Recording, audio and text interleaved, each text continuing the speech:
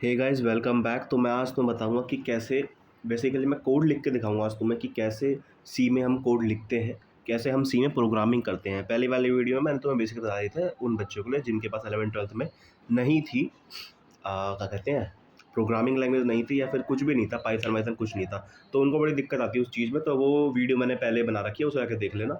तो इस वाली वीडियो में तो बताऊँगा कि कैसे फ़ारेनहाइट से सेल्सियस कन्वर्ट करें, या बेसिकली मैं तुम्हें कोड लिखना सिखाऊंगा स्टार्टिंग से लेके एंड तक। ठीक है भाई, एक ही कोड में, एक ही क्या कहते हैं, एक ही क्वेश्चन में तुम्हें पूरा सिखा दूंगा कि कैसे कोड लिखा जाता है, और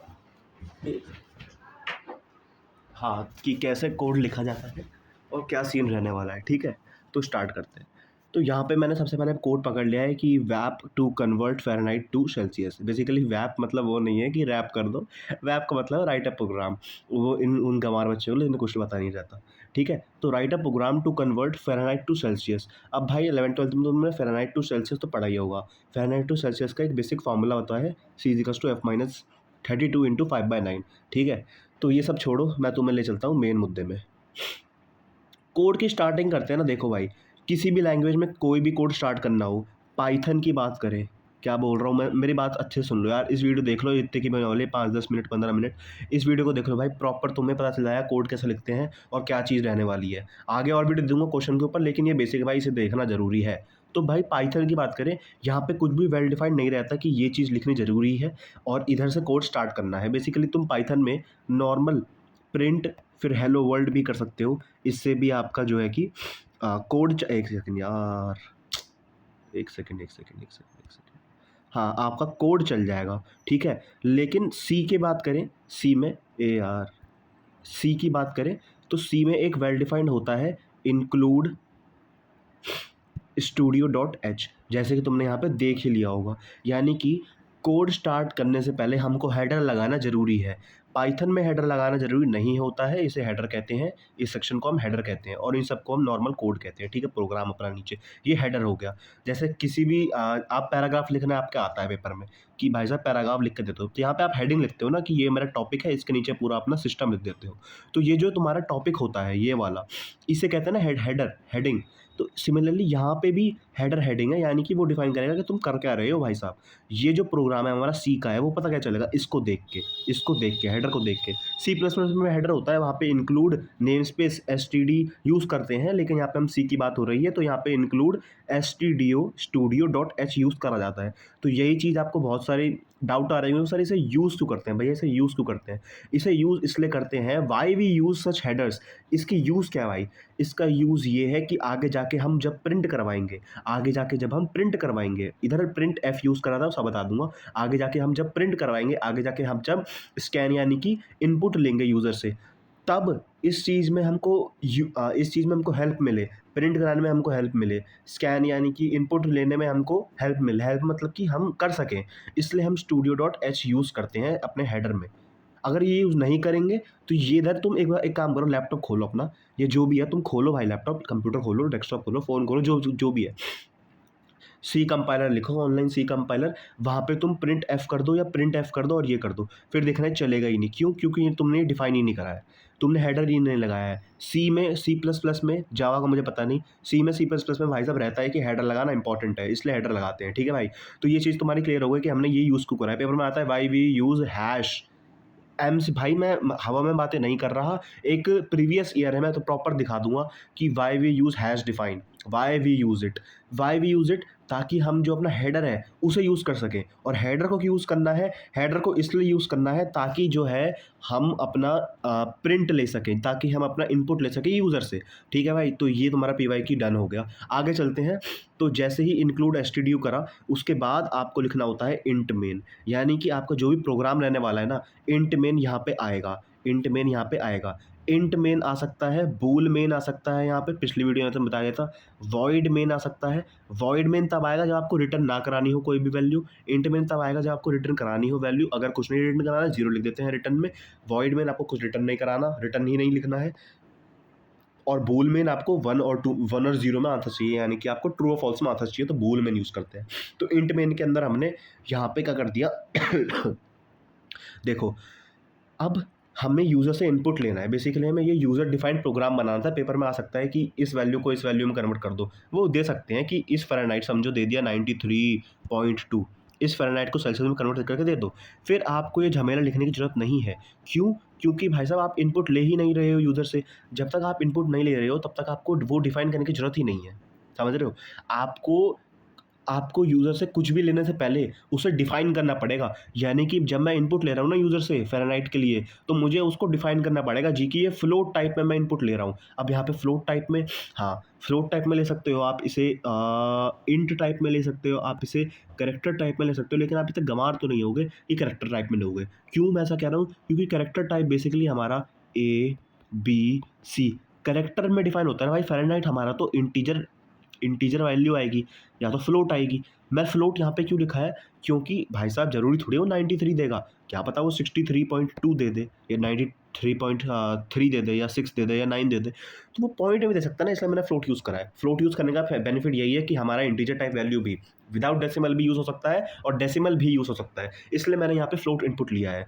तो समझ गए, इनपुट लेने से पहले आपको उसे डिफाइन करना पड़ेगा कि भाई साहब हमारा जो इनपुट है, जो मैं यहाँ पे इनपुट ले रहा हूँ ना यूज़र से, वो एक फ्लोट कैटेगरी का है। इसलिए मैंने इंट मेन के अंदर एक डिफाइन कर दिया कि फ्लोट इनपुट। इसे नहीं करोगे तो आपका इनपुट आप ले ही नहीं पाओगे यूज़र से।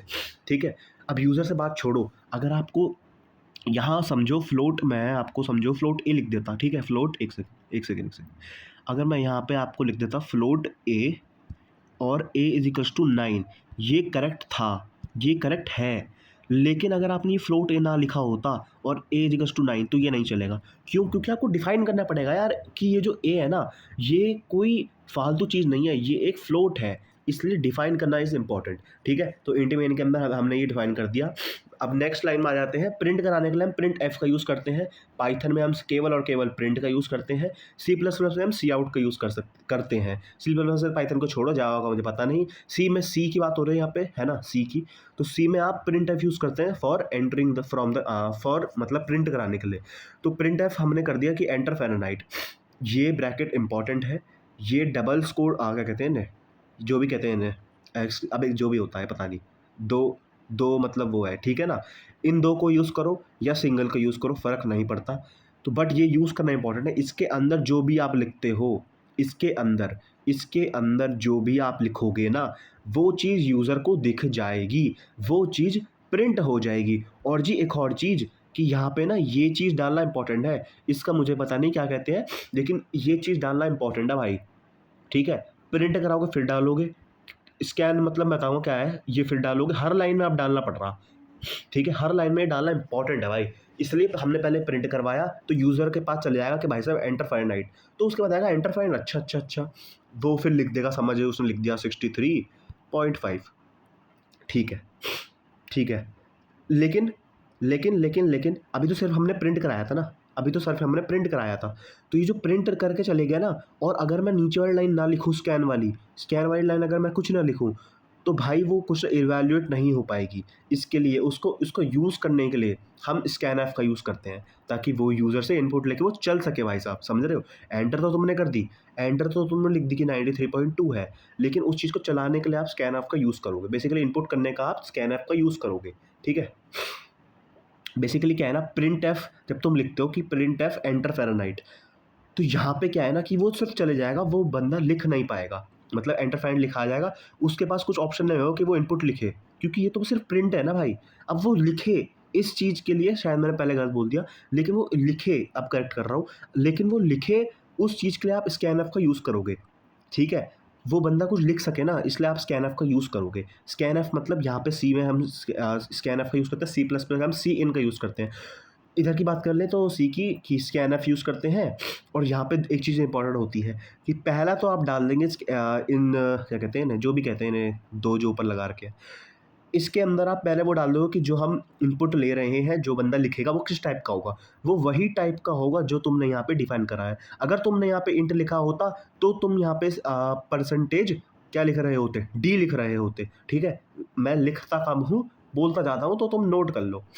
इंट इनपुट लिखता, अगर वो इंटीजर टाइप में मुझे चाहिए तो यहाँ पे परसेंटेज डी लिख रहा होता, अगर कैरेक्टर टाइप में चाहिए तो मैं यहाँ पे परसेंटेज सी लिख रहा होता, अगर मुझे फ्लोट टाइप में चाहिए तो परसेंटेज एफ लिख रहा होऊंगा। Percentage F is not only for float, ये ध्यान रखना, percentage F is not only for float, it is for real number, it is for real number and it is for float also. Basically हमारा float real number होता है, इसलिए मैं यहाँ पे परसेंटेज एफ का यूज़ कर रहा हूँ। ठीक है, परसेंटेज एफ में के अंदर हम जो इनपुट है वो इंट भी ले सकते हैं, कोई दिक्कत नहीं है। ठीक है, और कॉमा कर देना है यहाँ पे, नॉर्मल वाला कॉमा, यहाँ बिंदु वाला कॉमा नहीं, नॉर्मल कॉमा और एंड इनपुट, एंड इनपुट। ठीक है भाई, तो ये चीज़ का ध्यान रख लो। हाँ, कुछ चीज़ें याद करनी पड़ेगी, जैसे मैंने तो बता दिया कि जैसे परसेंटेज एफ है, चलो लिख ही देता हूँ, percentage F is for real number, ठीक है, percentage D is for int and percentage C is for character. Character यानी कि ए बी सी। अब करेक्टर का मतलब ये नहीं है तुम पूरा नाम लिखने चले जाओ यार अपना, करेक्टर मतलब एक सिंगल करेक्टर होता है जी, ए बी सी डी, है ना, ऐसा। अगर आपको पूरा इनपुट चाहिए कि भाई ये पूरा नाम ही लिखना है मुझे, तो आप एक चीज़ कर सकते हो, और वो चीज़ क्या करोगे, जैसे समझ यहाँ पे मैंने फ्लोट लिखा है ना, तो यहाँ सबसे पहले तो करेक्टर आएगा। मैं तो बता रहा हूँ करेक्टर कैसे करेंगे।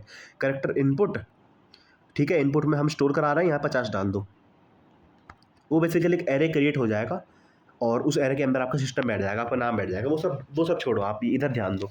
तो ये चीज़ कर दिया, प्रिंट कराने के लिए हमने ये करा, स्कैन ऑफ के लिए हमने ये करा, एंड इधर आएगा and then input. Input basically ये नहीं है कि यहाँ पे आप इनपुट लिखते चलो, अगर मैं यहाँ पे सी लिख रहा होता तो यहाँ पे भी हमारा सी आ रहा होता। बात समझ में आ रही है ना? ठीक है भाई, अब नेक्स्ट बात करते हैं कि जो हमारा जो फॉर्मूला था, हमारा जो फॉर्मूला है सेल्सियस वाला, वो ये होता है f-32 इंटू 5/9। भाई साहब ये इंपॉर्टेंट है, ऐसे ही हवाबाजी में क्वेश्चन नहीं उठाया गया है, इसी से पूरा कोड समझाने का जिम्मेदारी मेरी है, तो ये वीडियो अच्छी तुम्हारे लिए है, इसका फ़ायदा उठाओ। ठीक है, तो c equals to f-32 into 5/9, ये याद करके चलो भाई, c equals to f-32 into 5/9, और ये बिंदु डालना इंपॉर्टेंट है हर चीज़ के पीछे। इसके पहले जैसे मैंने तो बताया फ्लोट सी, कि भाई साहब ये जो सी है ना, वो क्या है, वो हवा तो नहीं है, वो करेक्टर तो नहीं है, वो फ्लोट वैल्यू अपने अंदर रखेगा, इसलिए मैंने यहाँ पे फ्लोट लिख दिया है। समझ में आ रही है बात को? इसलिए मैंने यहाँ पे फ्लोट लिख दिया है। मन करता था मैं इंट रख देता, लेकिन फिर इंट के अंदर फ्लोट वाली आ नहीं पाती, इसलिए मैंने यहाँ पे फ्लोट लिख दिया। ठीक है अब फिर लास्ट में प्रिंट एफ, लास्ट में क्या है, printf required Celsius is, हाँ, printf required Celsius is. अब ये डालना है तो डालो, नहीं डालना तो मत डालो। इसके बाद फिर परसेंटेज आएगा और फिर परसेंटेज एफ आएगा, मतलब ये बताता है कि जो आपका आंसर है ना, ये कि जो आपका सी है ना, ये जो आंसर हम प्रिंट कराने जा रहे हैं, जो हम दिखाना चाहते हैं अपने यूज़र को, जो हम दिखाना चाहते हैं अपने टीचर को, वो भाई साहब हमारा फ्लोट है, इसलिए यहाँ पे मैं परसेंटेज एफ यूज़ कर रहा हूँ। वो भाई साहब हमारा रियल पार्ट है, इसलिए मैं यहाँ पे परसेंटेज एफ यूज़ कर रहा हूँ। अगर मैं यहाँ पर नाम इनपुट ले रहा होता तो मैं सबसे पहले तो परसेंटेज डी यहाँ पे यूज़ कर रहा होता, यहाँ पे सबसे पहले मैं कैरेक्टर इनपुट यूज़ कर रहा होता। मैं तो बता देता हूँ, अगर तुम्हें अपना नाम इनपुट करवाना है, सबसे पहले यहाँ पे लिख देता मैं कैरेक्टर, ठीक है। इसके बाद फिर प्रिंट छोड़ो, ये लिख देता enter your name, percentage D यहाँ पे आता, एंड इनपुट रहने देता, अच्छी चीज़ है। ठीक है, यहाँ पे ध्यान रखना है, हाँ सिंटेक्स का ध्यान रखना है थोड़ा सा। फिर ये चीज़ नहीं आती, मैं नाम इनपुट करा लूँ ना, फिर प्रिंट एफ आता, ये नहीं है प्रिंट डी कर दो ना, प्रिंट एफ आएगा ही आएगा। ठीक है, फिर लिख देता योर नेम, योर रिक्वायर्ड थोड़ी, योर नेम इज़, फिर यहाँ परसेंटेज आता, फिर एफ की जगह यहाँ पे डी आता, परसेंटेज डी, फिर ये ऊपर जो दो वो है वो गुब्बारे बंद हो जाते, फिर कॉमन करके सी यानी कि मेरा आंसर। इस केस में सी नहीं था, मेरे जो उस वाले केस में यहाँ पे इनपुट ही लिख देता, तो ये इनपुट हो जाता मेरे नाम वाले केस में। और ये आखिरी में ये एक चीज़ यहाँ पे गलती है, वो गलती तुम कमेंट सेक्शन में बता देना, चलो मैं तुम्हें बता देता हूँ क्या चीज़ की है। यहाँ पे सर रिटर्न ज़ीरो यूज़ आएगा, और ये जो है ना, ये इसको भाई बंद करना मत भूलना, इसको भाई क्या करना मत भूलना, बंद करना मत भूलना। तो आशा करता हूँ आपको वीडियो अच्छी लगी होगी, आपका बेसिक क्लियर हो गया होगा। Any doubt anything comment section में बता दो भाई साहब, और इसकी फ़ोटो तो है तो स्क्रीनशॉट ले लो ना यार, अब इसको भी थोड़ी लगा दूँगा कहीं पे, रुक जाओ यार। हाँ, और बाकी ऐसे क्वेश्चन मैं लाता रहूँगा, तो चैनल को सब्सक्राइब, मिलते हैं नेक्स्ट वीडियो में, बाय बाय।